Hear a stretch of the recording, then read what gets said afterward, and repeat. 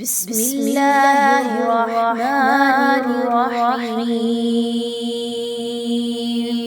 السلام علیکم ورحمۃ اللہ وبرکاتہ۔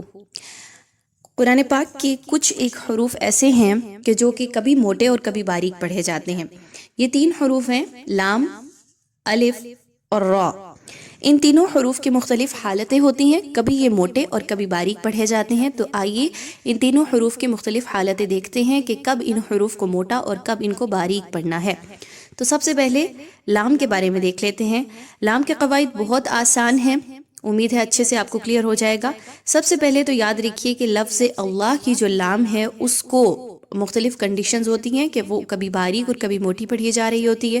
وہ کون سی حالتیں ہیں کہ اگر لفظ اللہ سے پہلے والے حرف پر اگر زبر یا پیش آ جاتی ہے تو آپ نے اس حرف اللہ کو بھی پر پڑھنا ہے۔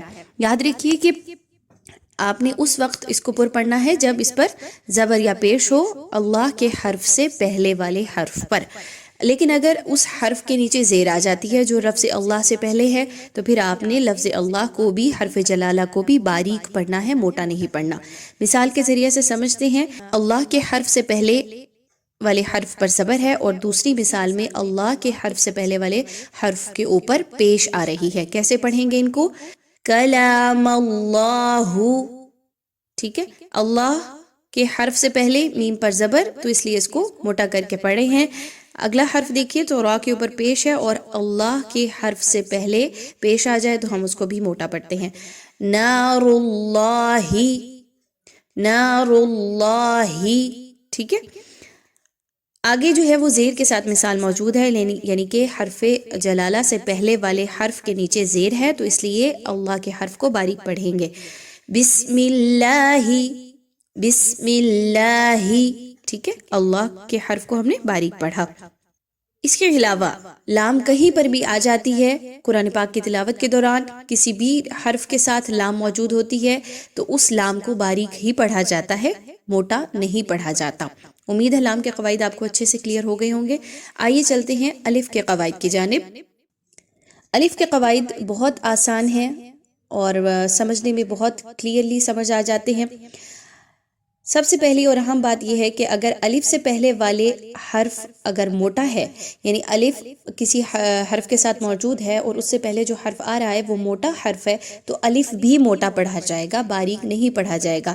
جیسے طا، الف زبر طا، ولا الضالین، خاسرین۔ اب خا موٹا حرف ہے، ضاد موٹا حرف ہے، طا موٹا حرف ہے، تینوں کے ساتھ الف آ گیا تو الف بھی موٹا پڑھا جا رہا ہے۔ لیکن اگر الف سے پہلے والا حرف باریک ہے جیسے کہ میم یا پھر کاف تو کیسے پڑھیں گے اس حرف کو؟ الف کو باریک ہی پڑھیں گے۔ ما کان، اب اس کو ما کان موٹا نہیں کرنا بلکہ باریک پڑھنا ہے، ما کان۔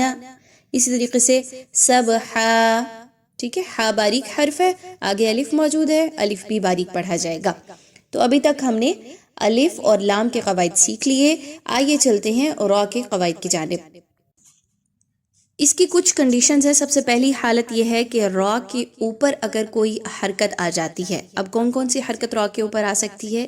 زبر، پیش، دو زبر، دو پیش، الٹا پیش، کھڑا زبر۔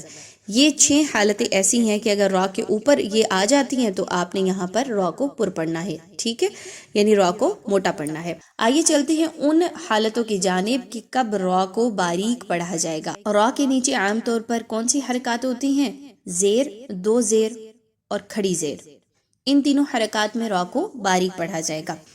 تو امید ہے آج کا ٹاپک آپ کو اچھے سے کلیئر ہو گیا ہوگا۔